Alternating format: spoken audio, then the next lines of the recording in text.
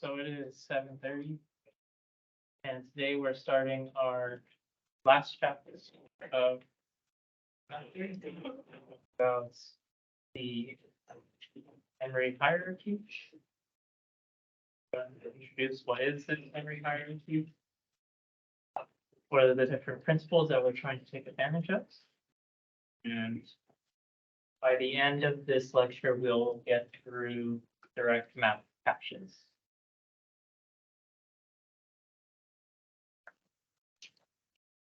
So the memory hierarchy arises because we want this very large and very fast memory. Because we want programs to be able to access all of their data very quickly, right? But as we grow the size of the data on real memory chips, they become slower. And also, as we get into faster memory, it is more expensive. So we can't just create this one very large and fast memory chip. It's not feasible because of size and cost. So to address this, we're only going to have a very small fast memory. And then behind that, we'll have something that's a little bit bigger, but a little bit slower. And then behind that one, we'll have again something that's a little bit bigger, a little bit slower. And that's our memory hierarchy. So we'll try and access our data from the highest level, which is the fastest. And if it's not there, then we look into the next level. And one thing that we're going to take advantage of by doing this is temporal locality. Items accessed recently are more likely to be accessed than items accessed less recently. So once we move that data into that fastest level of our memory hierarchy, we're going to keep it there because we're likely to access it again. So some of these examples are like instructions in a loop, okay? Or almost any data in a loop. You're going to access it, and then very soon you're going to access it again. The other thing that we can take advantage of is spatial locality. So items near those that are accessed recently are again likely to be accessed soon. So if I access the first element of the array, I'm likely to access the second element of the array too. So this is spatial locality, this is temporal locality. So by keeping the data in this, what we're calling a cache, we're trying to take advantage of these two properties of data.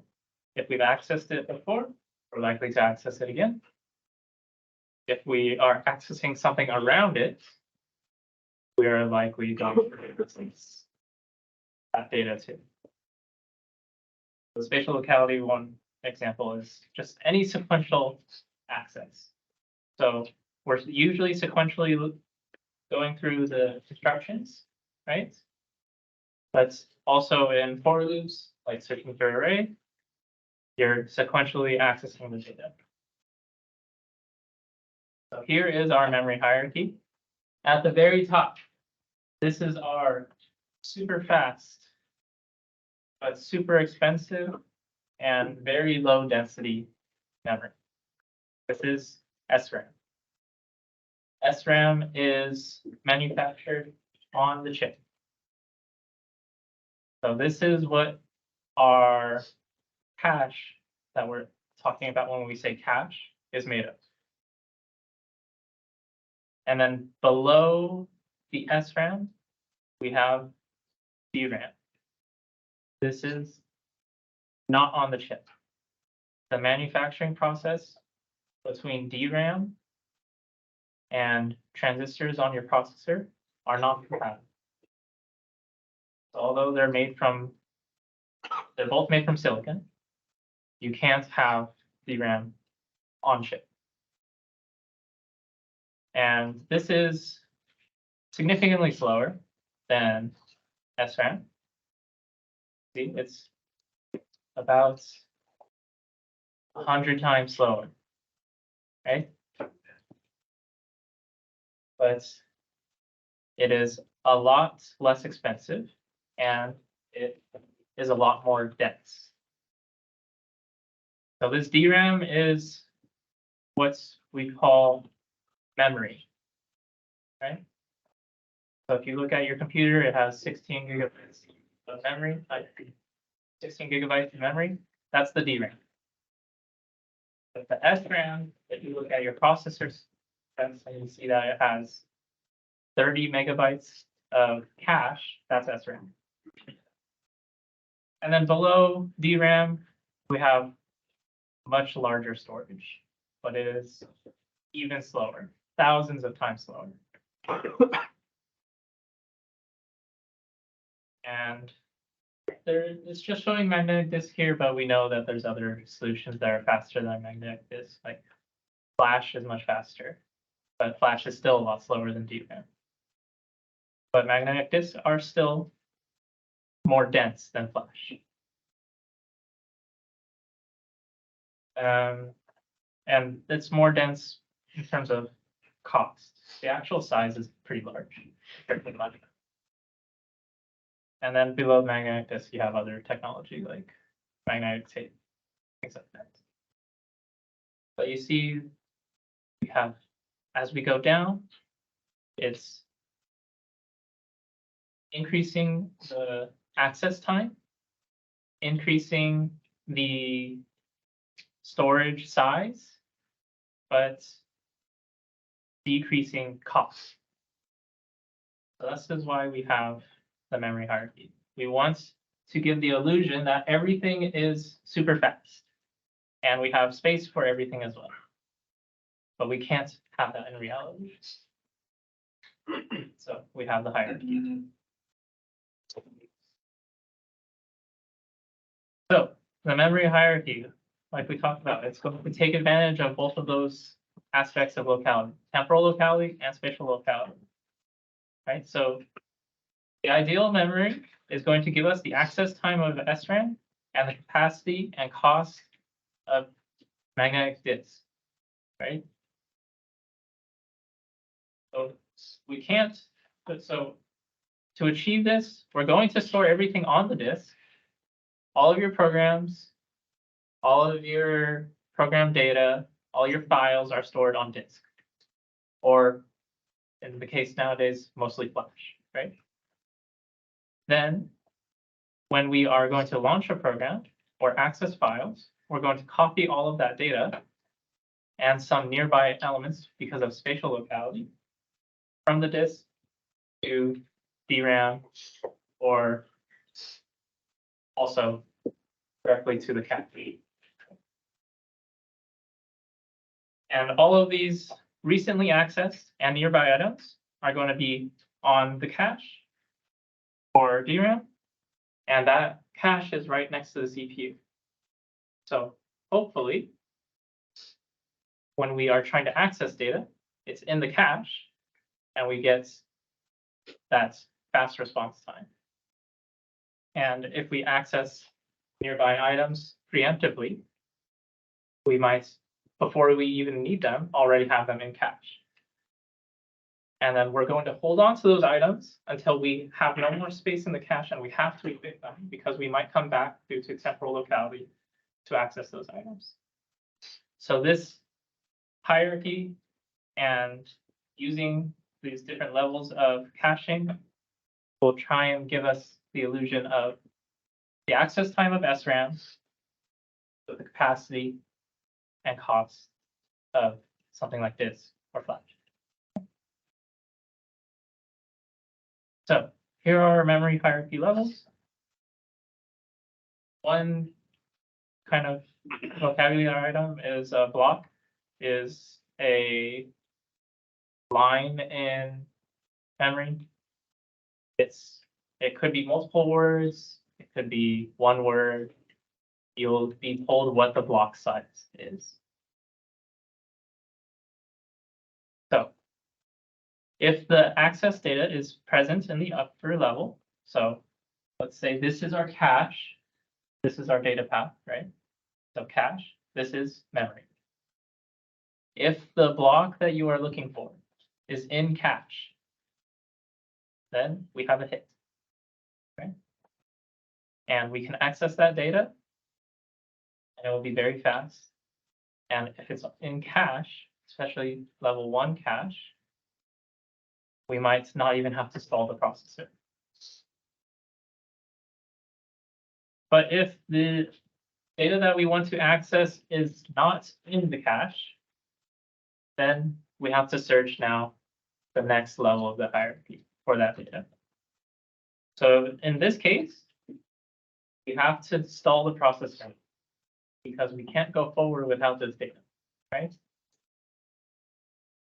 And we have to look for that data in the upper level. If it's here, then we transfer it into the cache. And like we talked about with that hierarchy, just going from SRAM to DRAM, it's 100 times slower. So this could potentially be on the order of 100 stalls if we have a miss in the memory, in the cache, I mean. And if we miss from memory, it's just tens of thousands of stalls.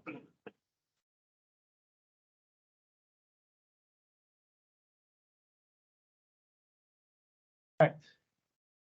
So we have these different levels. We talked about an example of the CPU cache, and then we have memory, but we can have multiple levels, right? Usually on chip, there's 3 levels, L1, L2, L3. So some of the questions that we are going to answer in this chapter is, when we're accessing data, how are we going to know if we have it in the cache or not? And where do we look in the cache? And then on a cache miss, where do we put the new data? If our cache is full, what data are we going to remove, right? And then how are we going to remember which piece of data this actually is?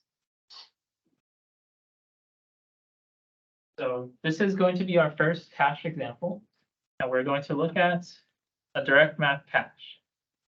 So in a direct map cache, a block, which is again just our memory units, can only be in one location in the cache.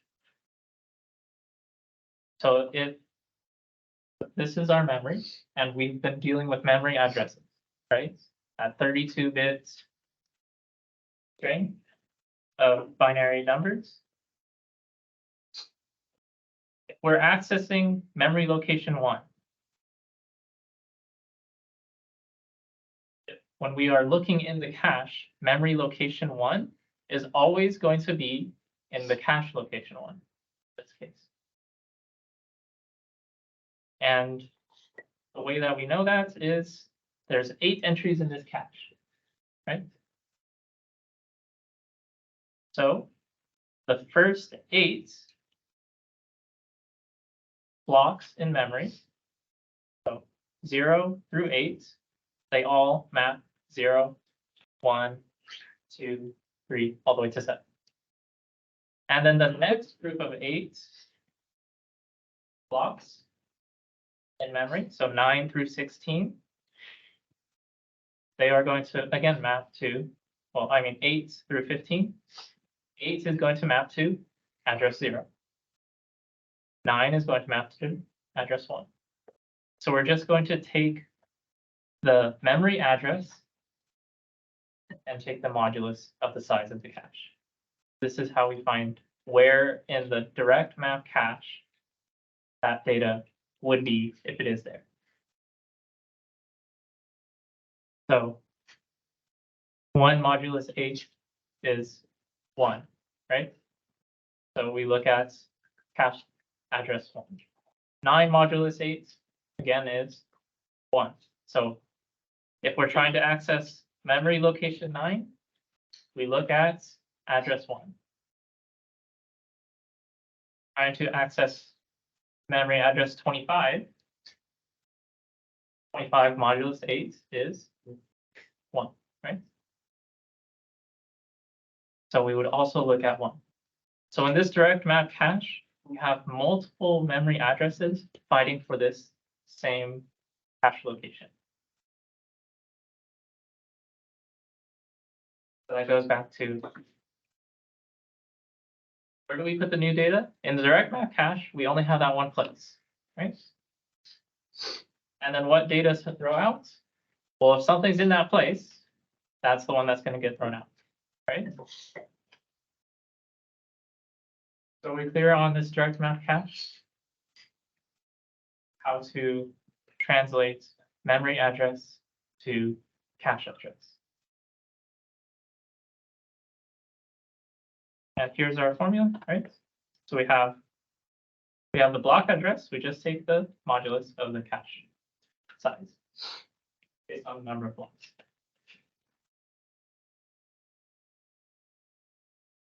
All right. So another way of looking at this is if the cache has 2 to the n locations, then the lower order n bits of the block address are our cache address, right? So in this case, we're looking at the lower 3 bits of the memory address. So this is memory address 1, and the lower 3 bits map to cache address 1.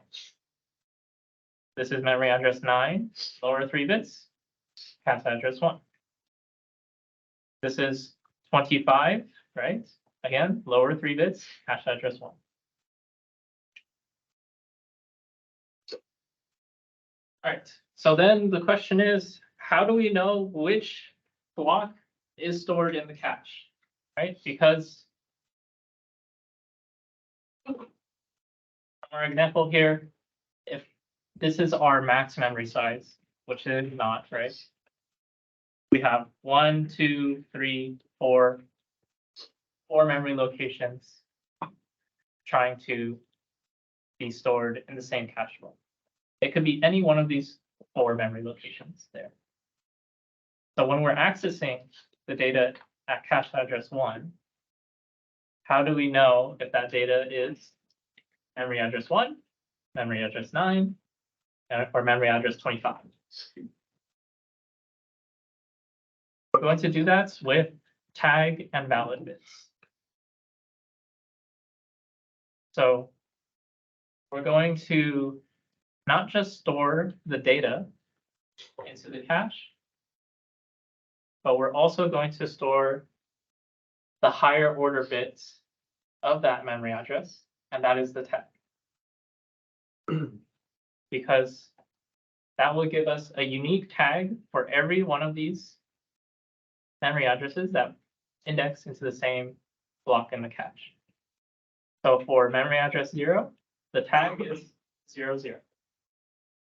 For memory address 9, the tag is 0, 1. Memory address 17, the tag is 1, 0. For 25, it's 1, 1. Right? So if we store the data and this tag, we can check if we're trying to access memory address 25, so look at the lower 3 bits. We go to cache address 1, right? And then we check the tag that is stored here. Is it 1, 1? If it is, then the data in the cache is the right data. If it was 0, 0, then it's not the right data. We have to get the data from memory, evict the tag data of 0, 0. The other thing is we have to make sure that the data is even valid, because initially the cache is going to be empty, right? So if there's no data present, we say it's not valid. So there's nothing here. But once we put data in, we set the valid bit to 1.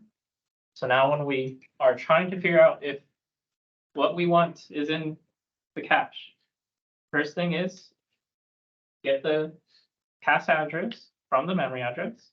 Okay. Then we look at the valid bits. Valid bits is 1. Then there is data in the cache. And then we look at the tag. Does the tag match? If yes, then we have a hit. Our data is there. If any of those things are false, then our data is not there. We need to fetch it from memory. All right, here is accessing cache example. So again, we have 8 cache blocks. Here is our valid bits. They're all initially 0. There's no data here.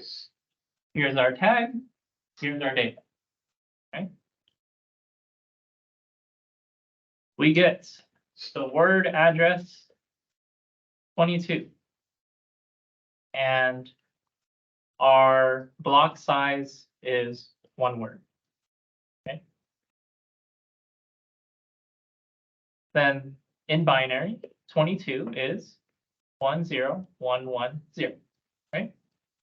And we have 8 cache blocks, right? 8 indexes into our cache. So that means 2 to the n, that equals 8. N is 3. So we can look at the last 3 bits of the block address, which is a word address. Okay. So last 3 bits, 110. We look at index 110. The alternative is you take 22 modulus 8. Okay. So 22 modulus 8 gives us 6. 110 is 6, right? Valid bit is 0. So hit or miss? Miss, right? And now after the miss, we go to memory. We fetch the data. Set the valid bit yes or 1. We put the tag, which is 10, right? To the tag. And then we put the data from memory. So this is memory from location 22. Next, we want to access the word address 26. First step is Check the binary address. a binary address. I'm converting it to Index. a cache index. In this case, someone else. What is my cache index? 010. Yeah. So we look at 010. What do we look at next? Valid. Is it valid? So next step is again someone else. My data is not in the cache. What do I need to do?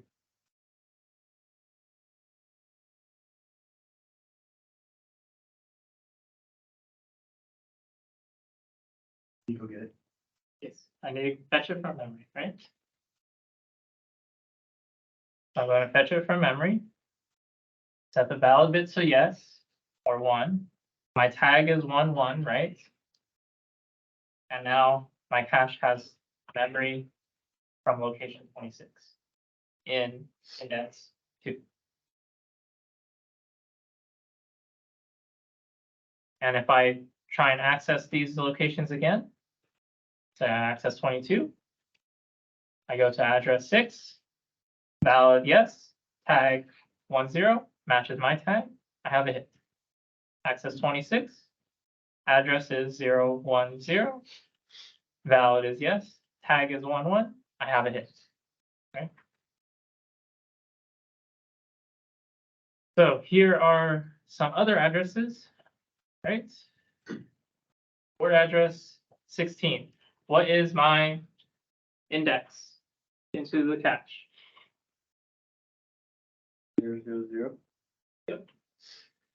And then was the data there? At first it wasn't, Yeah. So. so we set the valid to yes, Mhm. and then enter tag and the data, And the tag is? 10. Okay, 10. Right. And then forward address 3, what's my index? Someone else? 011. And was the data there? No. So we fetch it. What's after we fetch it? Set valid yes, and then we set tag 00 and access memory from address 3. Yep. And then when we have word address 16 again,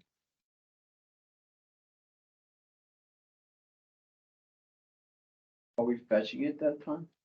we fetched it this first time, right? Because we needed it here. It wasn't there.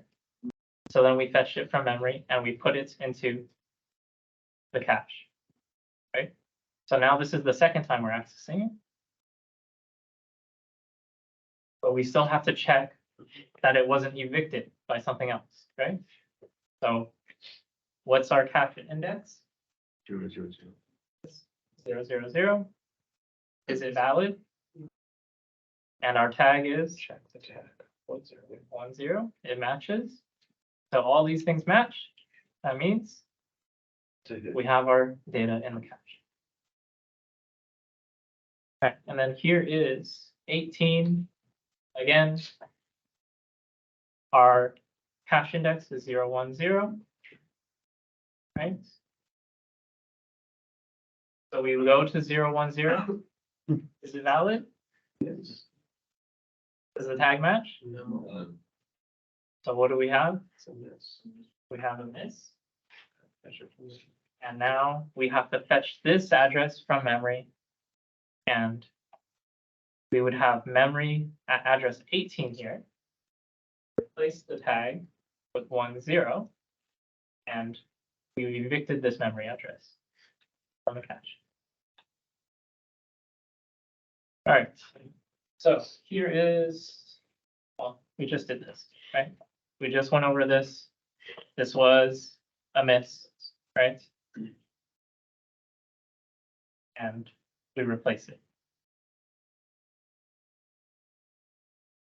All right. So here is our recap of this direct map cache.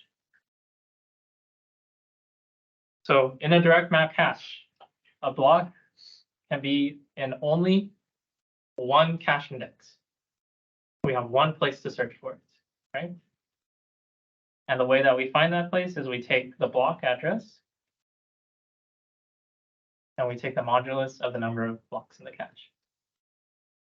And that gives us the cache index. Or the one place in the cache that that memory address can be in. And the alternative, but same approach, this is the approach the hardware will use, right?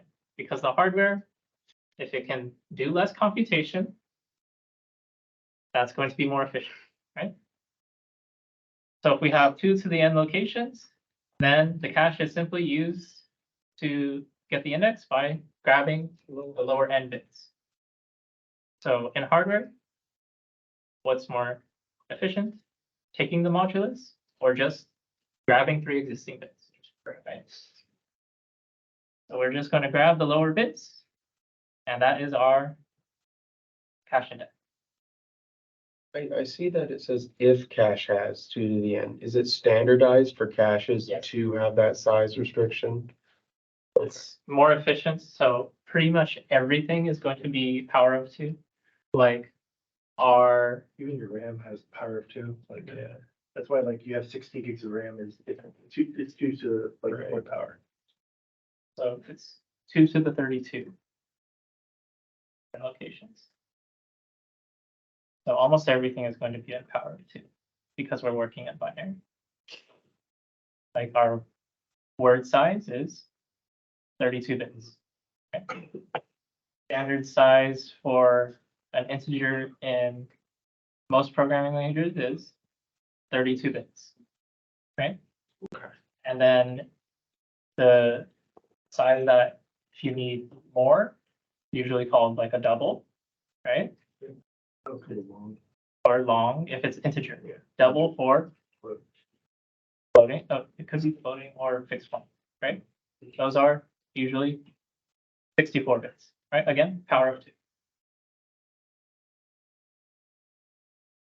So because it's going to be more efficient, usually it's power of 2.